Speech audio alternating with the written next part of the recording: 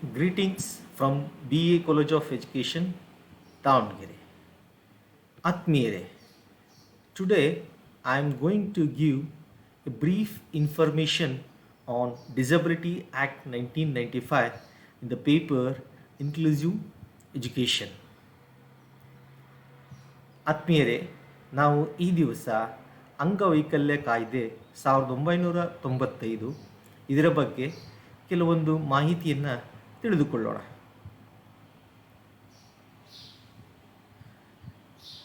ಮೊದಲನೇದಾಗಿ ಇದು ಏನು ಹೇಳ್ತದೆ ಈ ಕಾಯ್ದೆ, ಅಂಗವಿಕಲ ಕಾಯ್ದೆ 1995 ಏನು ಹೇಳ್ತದೆ ಅನ್ನೋದನ್ನು ತಿಳ್ಕೊಳ್ಳೋಣ.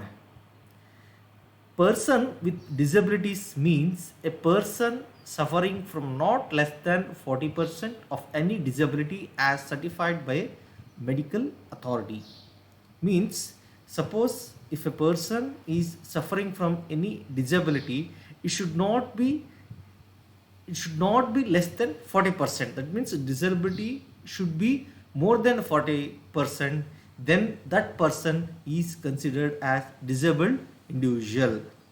ಅಂದರೆ ವಿಕಲಾಂಗ ವ್ಯಕ್ತಿ ಅಂತೇಳಿ ಯಾರಿಗೆ ಕರಿತೇವೆ ಅಂತಂದರೆ, ಯಾರಲ್ಲಿ ಅಂಗವೈಕಲ್ಯ ಅಥವಾ ವಿಕಲಾಂಗತೆ 40% ಹೆಚ್ಚಿರ್ತದೆ ಅಂತಹ ವ್ಯಕ್ತಿಯನ್ನು ನಾವು ವಿಕಲಾಂಗ ವ್ಯಕ್ತಿ ಅಂತೇಳಿ ಕರಿತೇವೆ. ಅದು ಕೂಡ ಆ ಒಂದು ವಿಕಲಾಂಗತೆ 40ಕ್ಕಿಂತ ಹೆಚ್ಚು ಅಂತೇಳಿ ವೈದ್ಯಕೀಯ ಪ್ರಾಧಿಕಾರದಿಂದ ದೃಢೀಕರಿಸಲ್ಪಟ್ಟಿರಬೇಕು. ಅಂತಹ ವ್ಯಕ್ತಿಗೆ ನಾವು ವಿಕಲಾಂಗ ವ್ಯಕ್ತಿ ಅಂತೇಳಿ ಕರಿಬೋದಾಗಿದೆ. ಮತ್ತು ಇದು ಯಾವಾಗ ಜಾರಿಗೆ ಬಂತು ಅಂತೇಳಿ ನೋಡೋದಾದರೆ, so this persons with disability act 1995 was passed in Lok Sabha on 12th December 1995 and came into enforcement on February 7th 1996. ಅಂದರೆ ಈ ಒಂದು ಕಾಯ್ದೆ ಯಾವಾಗ ಜಾರಿಗೆ ಬಂತು ಅಂತೇಳಿ ನಾವು ನೋಡೋದಾದರೆ, ಇದನ್ನು ಈ ಒಂದು ವಿಕಲಚೇತನರ ಕಾಯ್ದೆ 1995 ಇದನ್ನು ಲೋಕಸಭೆಯಲ್ಲಿ 12ನೇ ಡಿಸೆಂಬರ್ 1995ರಲ್ಲಿ ಅಂಗೀಕರಿಸಿದರು ಮತ್ತು ಫೆಬ್ರವರಿ 7, 1996ರಿಂದ ಇದು ಜಾರಿಗೆ ಬಂದಿತು. Then this act extends to the all India except Jammu and Kashmir. ಅಂದರೆ ಈ ಒಂದು ಕಾಯ್ದೆ ನಮ್ಮ ಭಾರತಾದ್ಯಂತ ವಿಸ್ತರಿಸಿದೆ, ಆದರೆ ಜಮ್ಮು ಮತ್ತು ಕಾಶ್ಮೀರ ರಾಜ್ಯವನ್ನು ಹೊರತುಪಡಿಸಿ ಇನ್ನಿತರೆ ಎಲ್ಲ ರಾಜ್ಯಗಳಿಗೂ ಕೂಡ ಈ ಒಂದು ಕಾಯ್ದೆ ವಿಸ್ತರಿಸಿದೆ. Okay, understood? Okay, then let us know what this act says.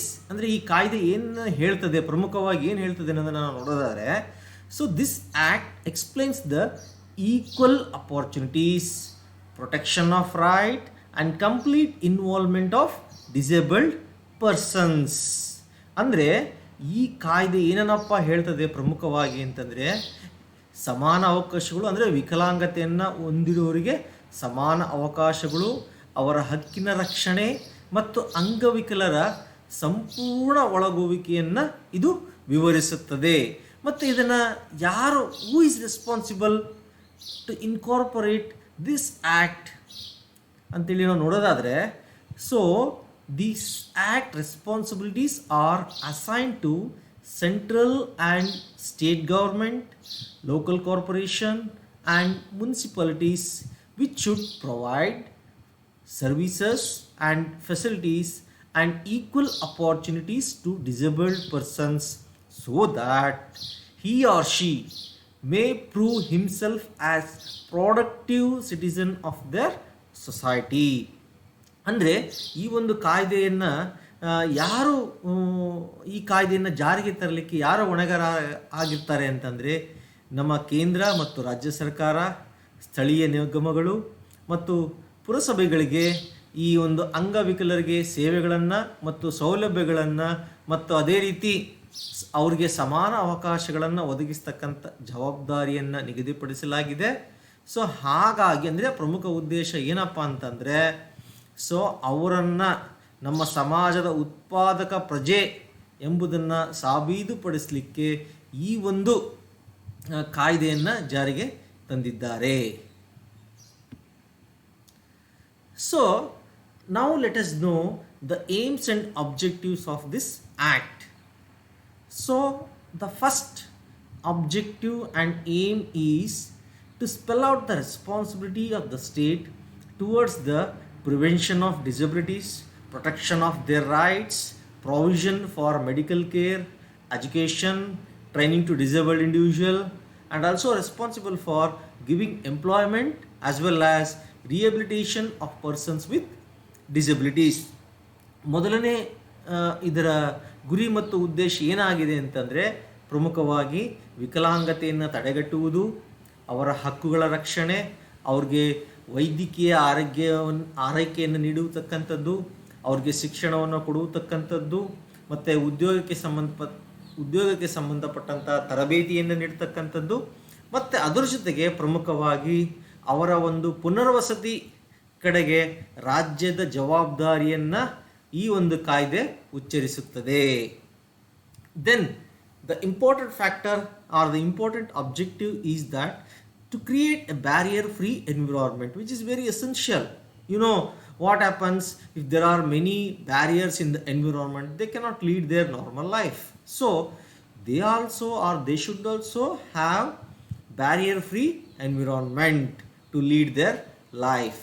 ಅಂದರೆ ಪ್ರಮುಖವಾಗಿ ಅವ್ರಿಗೆ ಒಂದು ಮುಕ್ತ ವಾತಾವರಣವನ್ನು ರಚಿಸ್ತಕ್ಕಂಥದ್ದು, ಅಂದರೆ ತಡೆರಹಿತ ಮುಕ್ತ ವಾತಾವರಣ, ಅಂದರೆ ಅವರ ಹಕ್ಕುಗಳನ್ನು ಒಂದು ಜಾರಿಗೆ ತರಲಿಕ್ಕೆ ಅಥವಾ ಅವರ ಹಕ್ಕುಗಳನ್ನು ಪಡಿಲಿಕ್ಕೆ ಅವರು ಒಂದು ತಡೆರಹಿತ ಮುಕ್ತ ವಾತಾವರಣದಲ್ಲಿ ಇರಬೇಕಾಗ್ತದೆ. Then another objective is that to counteract any situation of abuse and exploitation of those individuals. ನಾವು ಇದನ್ನು ನೋಡ್ತೇವೆ ಇತ್ತೀಚಿನ ದಿನಗಳಲ್ಲಿ. ಅವರ ಒಂದು ಏನೆಲ್ಲ ಸೌಲಭ್ಯಗಳಿದೆ ಮತ್ತು ಅವರನ್ನು ಹೇಗೆ ಎಕ್ಸ್ಪ್ಲಾಯ್ಟ್ ಮಾಡ್ತಾ ಇದ್ದಾರೆ ಅನ್ನೋದನ್ನು ನಾವು ನೋಡ್ಬೋದಾಗಿದೆ.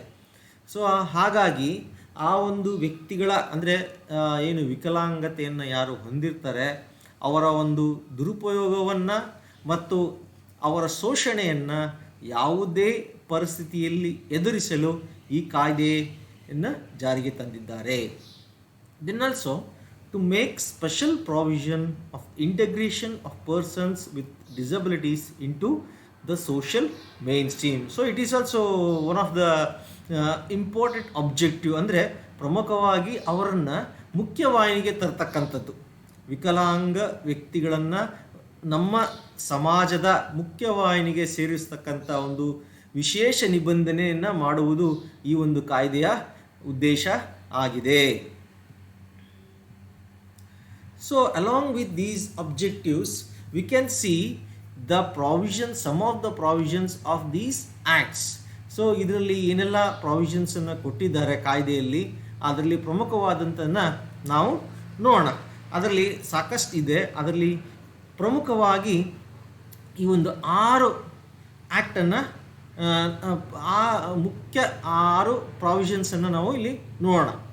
ಸೊ ಅದರಲ್ಲಿ ಮೊದಲನೇದು ಅಂಗವೈಕಲ್ಯದ ತಡೆಗಟ್ಟುವಿಕೆ ಮತ್ತು ಆರಂಭಿಕ ಪತ್ತೆ, that is prevention and early detection of disability, providing education, employment, non discrimination, research and manpower development, along with social security. ಅಂದರೆ ಅವರಿಗೆ ಶಿಕ್ಷಣವನ್ನು ಒದಗಿಸ್ತಕ್ಕಂಥದ್ದು, ಉದ್ಯೋಗವನ್ನು ಕೊಡತಕ್ಕಂಥದ್ದು ಮತ್ತು ತಾರತಮ್ಯರಹಿತವಾದಂಥ ವಾತಾವರಣ ನಿರ್ಮಾಣ ಮಾಡ್ತಕ್ಕಂಥದ್ದು.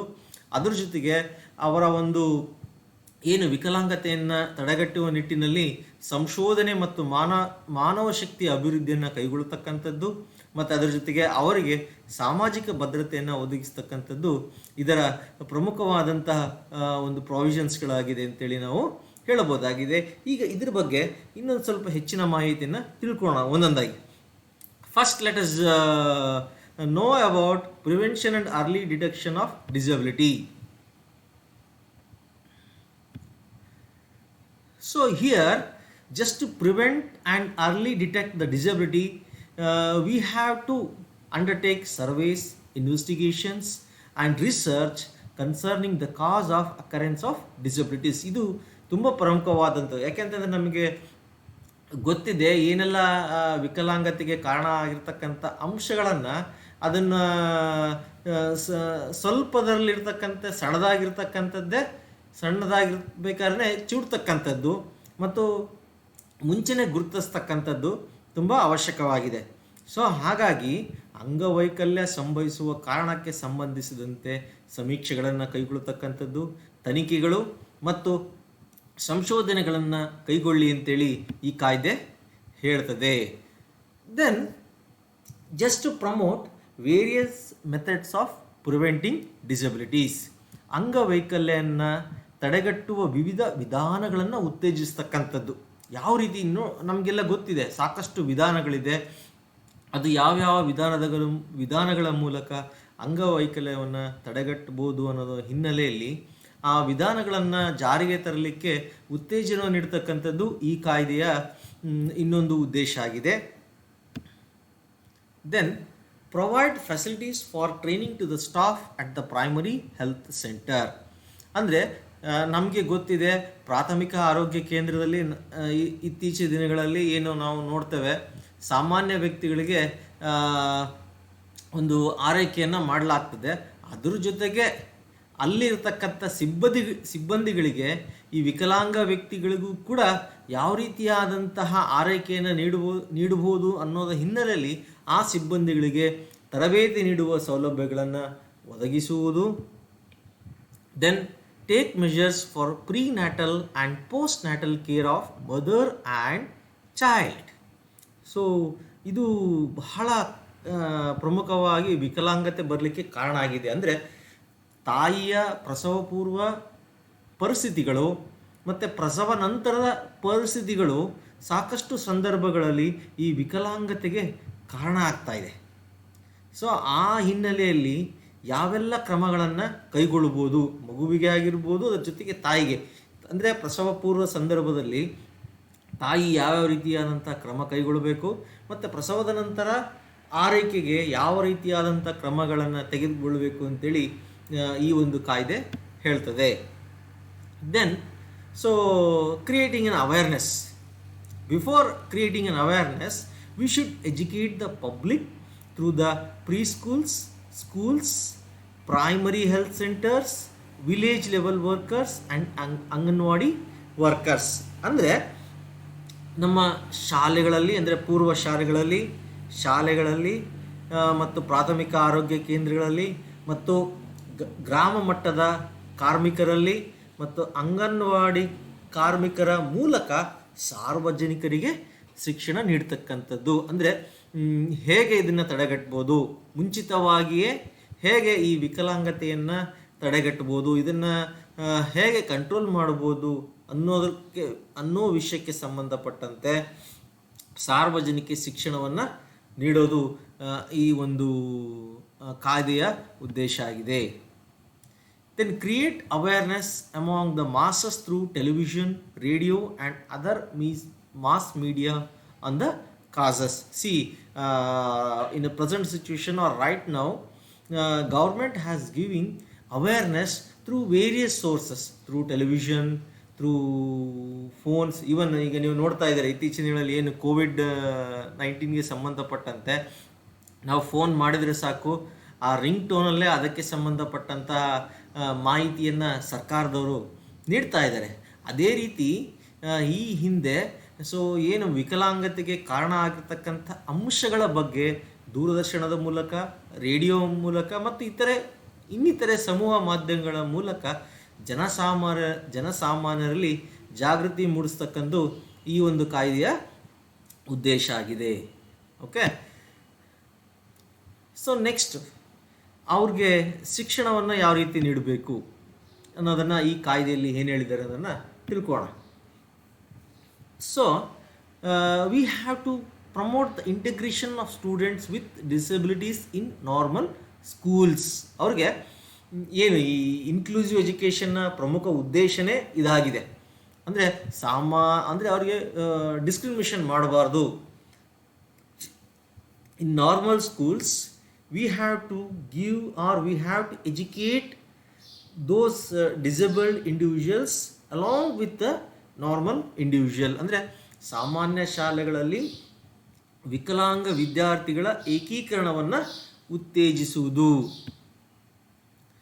Then promoting setting up of special schools in government as well as private sector. ಈಗ inclusive ಶಾಲೆಯ ಜೊತೆಗೆ ಸರ್ಕಾರಿ ಮತ್ತು ಖಾಸಗಿ ವಲಯದಲ್ಲಿ ವಿಶೇಷ ಶಾಲೆಗಳ ಸ್ಥಾಪನೆಯನ್ನು ಉತ್ತೇಜಿಸುವುದು. Okay, setup of special schools in government as well as private sector. ನೀವು ನೋಡಿರ್ಬೋದು, ಈಗ ನಮ್ಮ ದಾವಣಗೆರೆ ನಗರದಲ್ಲೇ ಅಂಧರಿಗೆ ಸಂಬಂಧಪಟ್ಟಂತೆ ಗೌರ್ಮೆಂಟಿಂದನೂ ಕೂಡ ಸ್ಪೆಷಲ್ ಸ್ಕೂಲ್ ಇದೆ. ಅದರ ಜೊತೆಗೆ ಖಾಸಗಿಯಾಗಿಯೂ ಕೂಡ ವಿಶೇಷ ಶಾಲೆಯನ್ನು ನಾವು ನೋಡ್ಬೋದಾಗಿದೆ. ಈ ಬಾಡಾ ಕ್ರಾಸಲ್ಲಿ ಖಾಸಗಿ ಸಂಸ್ಥೆಯವರು ತೆರೆದಿರ್ತಕ್ಕಂಥ ಅಂಧರ ಶಾಲೆ ಇದೆ, ಅಂದರೆ ವಿಶೇಷ ಶಾಲೆ ಇದೆ. ಅದರ ಜೊತೆಗೆ ಗೌರ್ಮೆಂಟ್ ದೇವರಸ ಬಡಾವಣೆಯಲ್ಲಿ ಗೌರ್ಮೆಂಟ್ ಶಾಲೆ ಕೂಡ ನಾವು ನೋಡ್ಬೋದಾಗಿದೆ. ಅಂದರೆ ಈ ರೀತಿಯಾಗಿ ಬೇರೆ ಬೇರೆ ಒಂದು ವಿಕಲಾಂಗತೆ ಆಧಾರದ ಮೇಲೆ ವಿಶೇಷ ಶಾಲೆಗಳನ್ನು ಸರ್ಕಾರದವರು ಮತ್ತು ಖಾಸಗಿ ಸಂಸ್ಥೆಗಳು ಕೂಡ ತೆರೆದಿದ್ದಾರೆ. In conducting part-time classes in respect of children with disabilities who having completed education up to class 5th and could not continue their studies on a full-time basis. ಏನಾಗ್ತದೆ ಅಂತಂದರೆ, ಕೆಲವೊಂದು ವಿದ್ಯಾರ್ಥಿಗಳು ಒಂದು ಹಂತದವರೆಗೆ ಶಾಲೆಗೆ ಹೋಗ್ತಾರೆ, ಅಂದರೆ ವಿಕಲಾಂಗ ವ್ಯಕ್ತಿಗಳು. ಅದು ಇಲ್ಲಿ ಈ ಒಂದು ಕಾಯ್ದೆಯಲ್ಲಿ ಏನು ಹೇಳಿದ್ದಾರೆ ಅಂತಂದರೆ, 5ನೇ ತರಗತಿಯವರೆಗೆ ಶಿಕ್ಷಣವನ್ನು ಪೂರ್ಣಗೊಳಿಸಿದ ಮತ್ತು ಪೂರ್ಣ ಸಮಯದ ಆಧಾರದ ಮೇಲೆ ತಮ್ಮ ಅಧ್ಯಯನವನ್ನು ಮುಂದುವರಿಸಲು ಸಾಧ್ಯವಾಗದ ವಿಕಲಾಂಗ ಮಕ್ಕಳ ವಿಷಯದಲ್ಲಿ ಅರೆಕಾಲಿಕ ತರಗತಿಗಳನ್ನು ನಡೆಸತಕ್ಕಂಥದ್ದು. ಈಗ ಏನು ಮಾಡ್ತಾರೆ, ಸಾಮಾನ್ಯವಾಗಿ ಚಿಕ್ಕ ಮಕ್ಕಳಿದ್ದಾಗ ಶಾಲೆಗೆ ಕಳಿಸ್ತಾರೆ. ಸೊ ಅದಾದಮೇಲೆ ಮುಂದುವರಿಸ್ಲಿಕ್ಕೆ ಆಗದೇ ಇರತಕ್ಕಂಥ ಸಂದರ್ಭದಲ್ಲಿ ಅವ್ರನ್ನ ಶಾಲೆಯಿಂದ ಬಿಡಿಸ್ಬಿಡ್ತಾರೆ. ಸೊ ಅವ್ರಿಗೂ ಕೂಡ ಸಂಪೂರ್ಣವಾಗಿ ಅಧ್ಯಯನ ಮಾಡಬೇಕು ಮತ್ತು ಅವ್ರಿಗೂ ಕೂಡ ಶಿಕ್ಷಣವನ್ನು ಒದಗಿಸಬೇಕು ಅನ್ನೋ ನಿಟ್ಟಿನಲ್ಲಿ ಅವ್ರಿಗೂ ಕೂಡ ಅರೆಕಾಲಿಕ ತರಗತಿಗಳನ್ನು ನಡೆಸಬೇಕು ಅಂತೇಳಿ ಈ ಕಾಯ್ದೆ ಹೇಳ್ತದೆ. Then imparting education through open schools or open universities. So it is in good opportunities. So distance education mode ಏನಿದೆಯಲ್ಲ, ಸೊ ಈ ಡಿಸ್ಟೆನ್ಸ್ ಎಜುಕೇಷನ್ ಮೋಡು ಈ ವಿಕಲಾಂಗ ವ್ಯಕ್ತಿಗಳಿಗೆ ತುಂಬ ಪರಿಣಾಮಕಾರಿಯಾದಂತಹ ಒಂದು ಪ್ರಭಾವವನ್ನು ಬೀರ್ತದೆ ಅಂತ ಹೇಳಿದರೆ ತಪ್ಪಾಗಲಿಕ್ಕಿಲ್ಲ. ಸೊ ಹಾಗಾಗಿ ತೆರೆದ ಶಾಲೆಗಳು ಅಥವಾ ಮುಕ್ತ ವಿಶ್ವವಿದ್ಯಾನಿಲಯಗಳ ಮೂಲಕ ಶಿಕ್ಷಣವನ್ನು ನೀಡಬೇಕು ಅಂತೇಳಿ ಈ ಕಾಯ್ದೆ ಹೇಳ್ತದೆ. So conducting class and discussion through interactive electronic or other media. So ಅಂದರೆ ಈ ಕೆಲವೊಂದು ಏನು ಎಲೆಕ್ಟ್ರಾನಿಕ್ ಗ್ಯಾಜೆಟ್ಸ್ಗಳಿದೆ, ಎಲೆಕ್ಟ್ರಾನಿಕ್ ಅಥವಾ ಸಂವಾದಾತ್ಮಕ ಎಲೆಕ್ಟ್ರಾನಿಕ್ ಅಥವಾ ಇತರೆ ಮಾಧ್ಯಮಗಳ ಮೂಲಕ ವರ್ಗ ಮತ್ತು ಚರ್ಚೆಗಳನ್ನು ನಡೆಸ್ತಕ್ಕಂಥದ್ದು ನಾವು ನೋಡ್ತೇವೆ. ಇತ್ತೀಚಿನ ದಿನಗಳಲ್ಲಿ ಸಾಕಷ್ಟು ತಂತ್ರಾಂಶಗಳನ್ನು ಅಭಿವೃದ್ಧಿಪಡಿಸಿದ್ದಾರೆ. ಮೊಬೈಲ್ಗಳ ಮೂಲಕ ಅಂಧ ವ್ಯಕ್ತಿಗಳು ತಮ್ಮ ಒಂದು ಶಿಕ್ಷಣವನ್ನು ಪೂರೈಸ್ಬೋದಾಗಿದೆ. ನಾನು ಇತ್ತೀಚೆಗೆ ಒಂದು ವರ್ಷದ ಹಿಂದೆ ಒಂದು ಓರಿಯಂಟೇಷನ್ ಕೋರ್ಸ್ಗೆ ಹೋಗಿದ್ದೆ ಹೈದರಾಬಾದ್ಗೆ.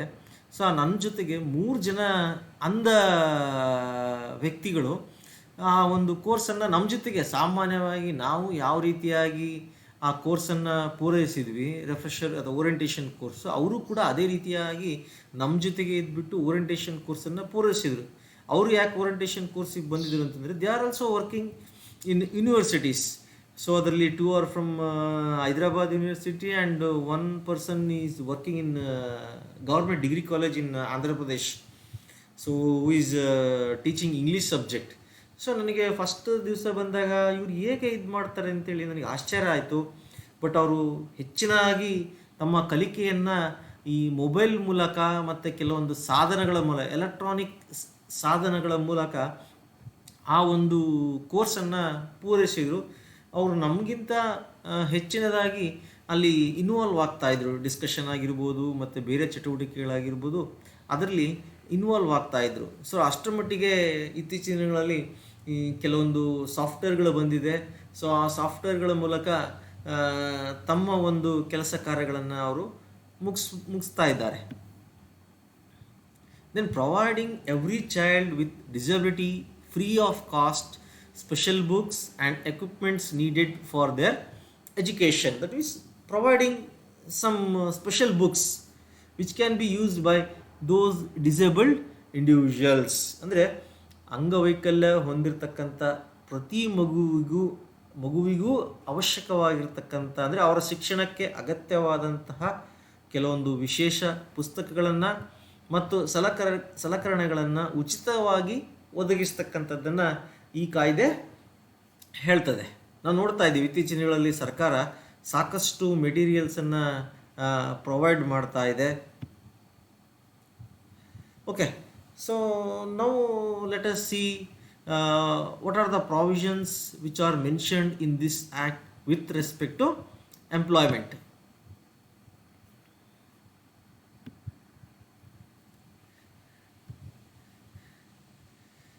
Okay, so here what the government has to take action. The appropriate governments should identify posts in government establishments which can be reserved for disabled persons and review the list of posts at periodic intervals. That means it should not exceedingly 3 years, which is mentioned in section 32. ಅಂದರೆ ಸರ್ಕಾರ ಜವಾಬ್ದಾರಿಯನ್ನು ತಗೋಬೇಕಾಗ್ತದೆ. ಅಂದರೆ ಸರ್ಕಾರಿ ಸಂಸ್ಥೆಗಳಲ್ಲಿ ಯಾವೆಲ್ಲ ಕೆಲಸಗಳನ್ನು ಅಥವಾ ಯಾವೆಲ್ಲ ಹುದ್ದೆಗಳನ್ನು ವಿಕಲಾಂಗ ವ್ಯಕ್ತಿಗಳು ನಿರ್ವಹಿಸ್ಬೋದು ಅಂತಕ್ಕಂಥ ಕೆಲಸಗಳನ್ನು ಗುರುತಿಸಬೇಕಾಗ್ತದೆ. ಅದನ್ನು ಸೂಕ್ತವಾಗಿ ಸರ್ಕಾರಗಳು ಗುರುತಿಸಬೇಕಾಗ್ತದೆ ಮತ್ತು ಆ ಒಂದು ಉದ್ಯೋಗವನ್ನು ಅಂಗವಿಕಲರಿಗೆ ಕಾಯ್ದಿರಿಸಬೇಕಾಗ್ತದೆ. ಸೊ ಅದು ಸುಮ್ಮನೆ ಒಂದು ವರ್ಷ ಕಾಯ್ದಿರಿಸ್ಬಿಟ್ಟು ಅದನ್ನು ಯಾರೂ ಸಿಗಲಿಲ್ಲ ಅಂತೇಳಿ ಹಾಗೆ ಬಹಳ ವರ್ಷಗಳ ತನಕ ಬಿಡೋದಲ್ಲ. ಅಟ್ಲೀಸ್ಟ್ 3 ವರ್ಷದ ಒಳಗೇ ಆ ಒಂದು ಹುದ್ದೆಯಲ್ಲಿ ಸೂಕ್ತವಾದಂಥ ವಿಕಲಾಂಗ ವ್ಯಕ್ತಿ ಕಾರ್ಯನಿರ್ವಹಿಸಬೇಕು ಅನ್ನೋದನ್ನು ಇದು ಹೇಳ್ತದೆ. ಸೊ ಅಂದರೆ ಇದು ಸೆಕ್ಷನ್ ಅಥವಾ ವಿಭಾಗ 32ರಲ್ಲಿ ಇದನ್ನು ಹೇಳಿದ್ದಾರೆ. ಮತ್ತು at least 3% of vacancies in every government establishment are to be reserved for persons with disabilities. ಅಂದರೆ 3% ಖಾಲಿ ಹುದ್ದೆಗಳನ್ನು ಈ ವಿಕಲಾಂಗರಿಗೆ ಮೀಸಲಿಡಬೇಕು ಅಂತೇಳಿ ಈ ಕಾಯ್ದೆ ಹೇಳ್ತದೆ. ಆ 3%ಅಲ್ಲಿ ಸೊ 1% ಕುರುಡುತನ ಇರ್ತಕ್ಕಂತಹ ಅಥವಾ ಕಡಿಮೆ ದೃಷ್ಟಿಯಿಂದ ಬಳಲ್ತಾ ಇರತಕ್ಕಂಥ ವ್ಯಕ್ತಿಗಳಿಗೆ ಮತ್ತು ಇನ್ನು ಉಳಿದ 2% ಶ್ರವಣ ದೋಷವುಳ್ಳ ವ್ಯಕ್ತಿಗಳಿಗೆ ಮೀಸಲಿಡಬೇಕು ಅಂತೇಳಿ ಹೇಳ್ತದೆ. So here out of 3%, 1% should be reserved for persons suffering from blindness or low vision, and next other 2% for persons with hearing impairment. Okay,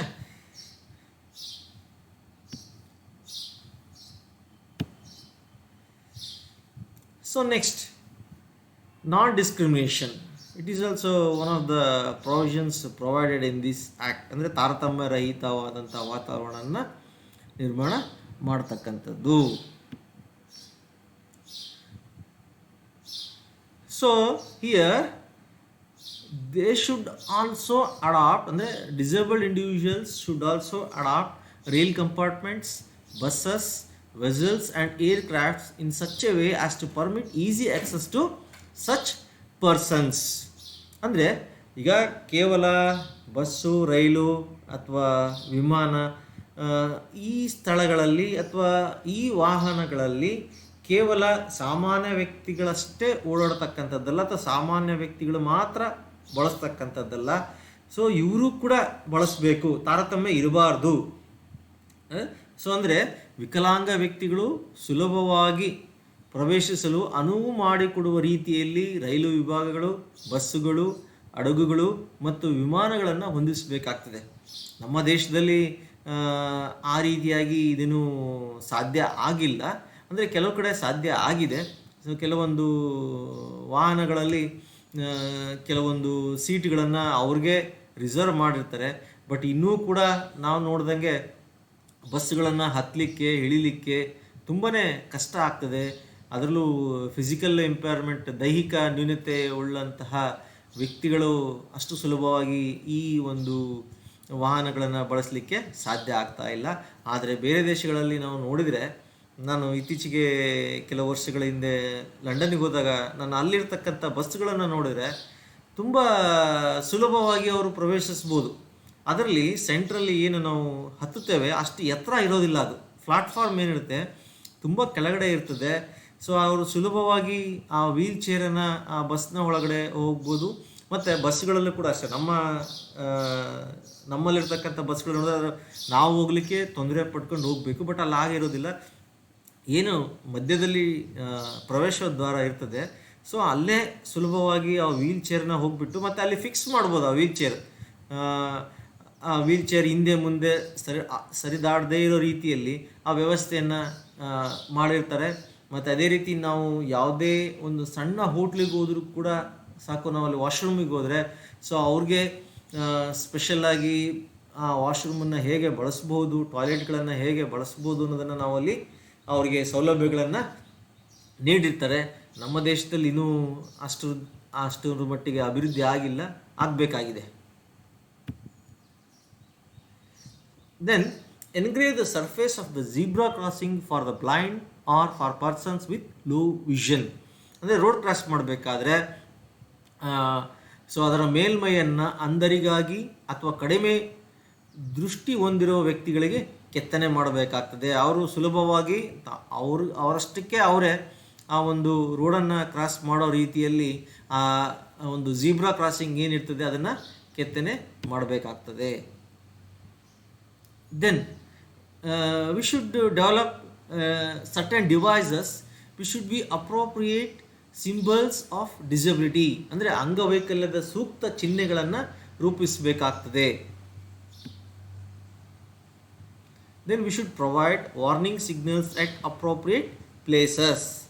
ಅಂದರೆ ಕೆಲವೊಂದು ಸ್ಥಳಗಳಲ್ಲಿ ಅವ್ರಿಗೆ ಮೀಸಲಾಗಿರ್ತಕ್ಕಂಥ ಸ್ಥಳಗಳಲ್ಲಿ ಬೇರೆಯವರು ಅದನ್ನು ಬಳಸದೇ ಇರೋ ರೀತಿಯಲ್ಲಿ ಎಚ್ಚರಿಕೆ ಸಂಕೇತಗಳನ್ನು ಒದಗಿಸಬೇಕಾಗ್ತದೆ. That should be meant for only disabled individuals.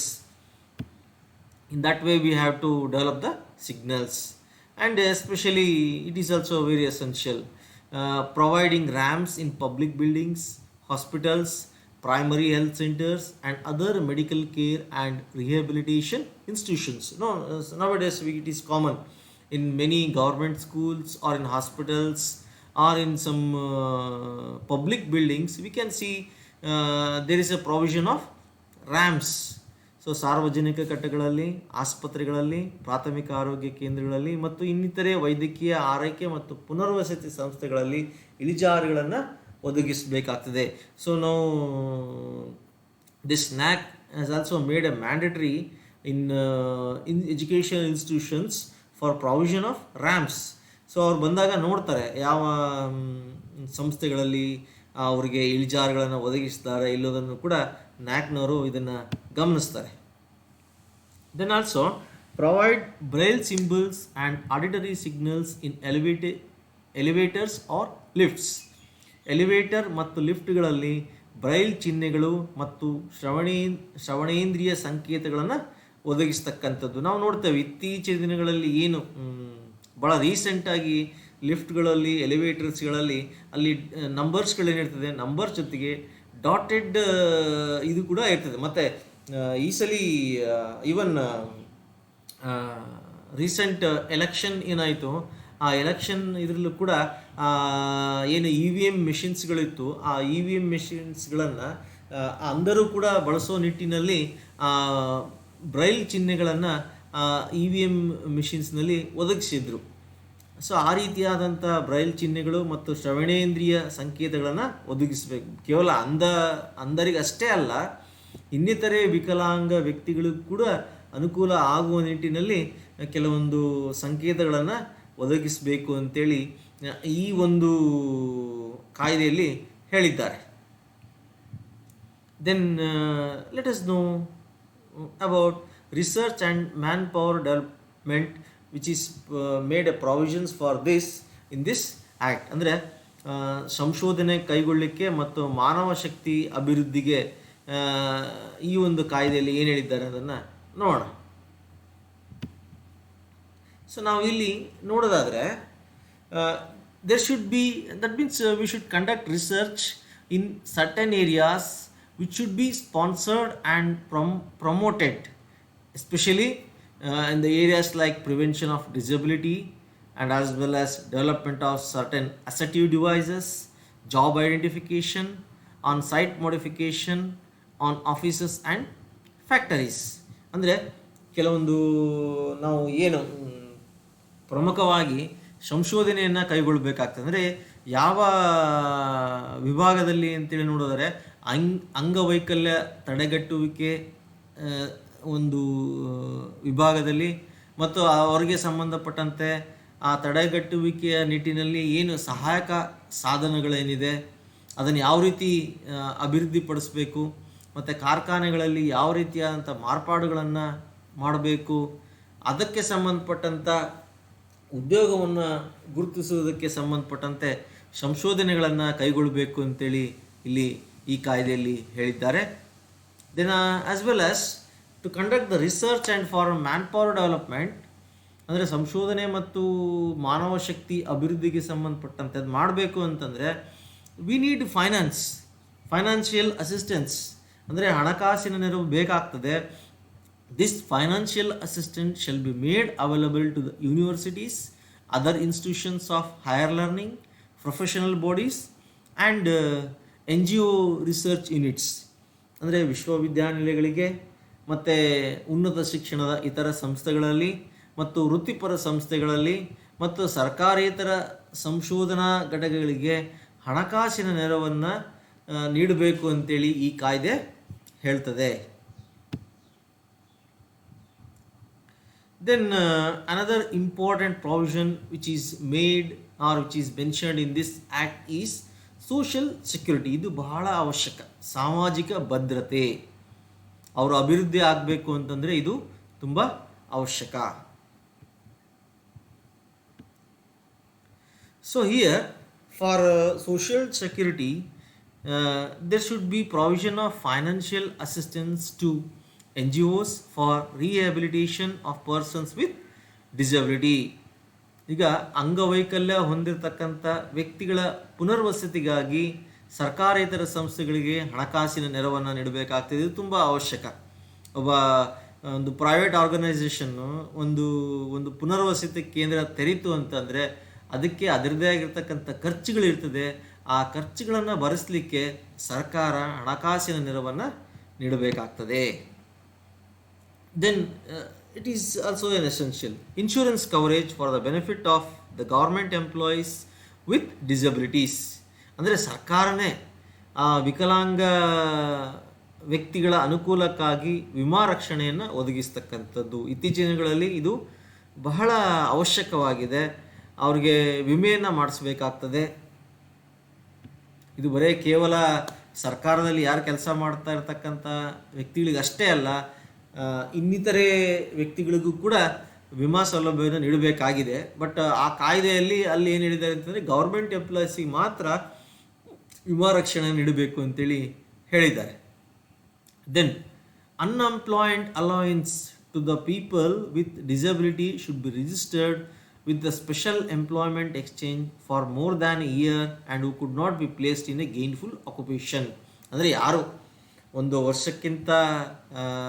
ವರ್ಷಕ್ಕಿಂತ ಹೆಚ್ಚಿಗೆ ಅವ್ರಿಗೆ ಉದ್ಯೋಗದಲ್ಲಿ ಇರೋದಿಲ್ಲ, ಅವ್ರಿಗೆ ಏನು ಮಾಡಬೇಕು ಅಂತಂದರೆ ಒಂದು ವರ್ಷಕ್ಕೂ ಹೆಚ್ಚು ಕಾಲ ವಿಶೇಷ ಉದ್ಯೋಗ ವಿನಿಮಯ ಕೇಂದ್ರದಲ್ಲಿ ನೋಂದಾಯಿಸಲ್ಪಟ್ಟ ಅಂಗವೈಕಲ್ಯ ಹೊಂದಿರುವ ಜನರಿಗೆ ನಿರುದ್ಯೋಗ ಭತ್ಯೆ ಮತ್ತು ಯಾವುದೇ ಲಾಭದಾಯಕ ಉದ್ಯೋಗದಲ್ಲಿ ಇರೋದಿಲ್ಲಲ್ಲ ಅಂಥವರಿಗೆ ನಿರುದ್ಯೋಗ ಭತ್ಯೆಯನ್ನು ನೀಡಬೇಕು ಅಂತೇಳಿ ಈ ಕಾಯ್ದೆ ಹೇಳ್ತದೆ. That is unemployment allowance should be given to the disabled individuals who is not working for an year. Okay, so these are the some of the provisions, and at last we can conclude that, or we can say that with respect to this Disability Act 1995, the Persons with Disability Act are should be provide equal opportunities, protection of right to all disabled person, and they should be held complete involvement in all the activities, and as well as this act encourage the non-formal education. ಅಂದರೆ ಪ್ರಮುಖವಾಗಿ ಇಲ್ಲಿ ಈ ಕಾಯ್ದೆಯಲ್ಲಿ ನಾವು ಏನನ್ನು ನೋಡ್ಬೋದು ಅಂತಂದರೆ ಏನು ಅಂಗವಿಕಲತೆಯನ್ನು ಯಾರು ಹೊಂದಿರ್ತಾರೆ ಅವರಿಗೆ ಸಮಾನ ಅವಕಾಶಗಳನ್ನು ಒದಗಿಸ್ತಕ್ಕಂಥದ್ದು ಮತ್ತು ಅವರ ರಕ್ಷಣೆಯನ್ನು ಮಾಡ್ತಕ್ಕಂಥದ್ದು ಮತ್ತು ಅವರು ಎಲ್ಲ ಚಟುವಟಿಕೆಗಳಲ್ಲಿ ತಮ್ಮನ್ನು ತಾವು ಸಂಪೂರ್ಣ ತೊಡಗಿಸಿಕೊಳ್ಳಲು ಸಹಾಯ ಮಾಡಬೇಕು ಅಂತೇಳಿ ಈ ಕಾಯ್ದೆ ಹೇಳ್ತದೆ. ಅದ್ರ ಜೊತೆಗೆ ಈ ಕಾಯ್ದೆ ಅನೌಪಚಾರಿಕ ಶಿಕ್ಷಣವನ್ನು ಕೂಡ ಪ್ರೋತ್ಸಾಹಿಸುತ್ತದೆ. ಸೊ ಆತ್ಮೀಯರೇ, ಇಲ್ಲಿವರೆಗೂ ಕೂಡ ನಾವು ಈ ಒಂದು ಕಾಯ್ದೆ ಏನಿದೆ, ವಿಕಲಾಂಗತೆ ಕಾಯ್ದೆ 1995, ಇದರ ಬಗ್ಗೆ ಕೆಲವೊಂದು ಮಾಹಿತಿಯನ್ನು ತಿಳ್ಕೊಂಡ್ವಿ.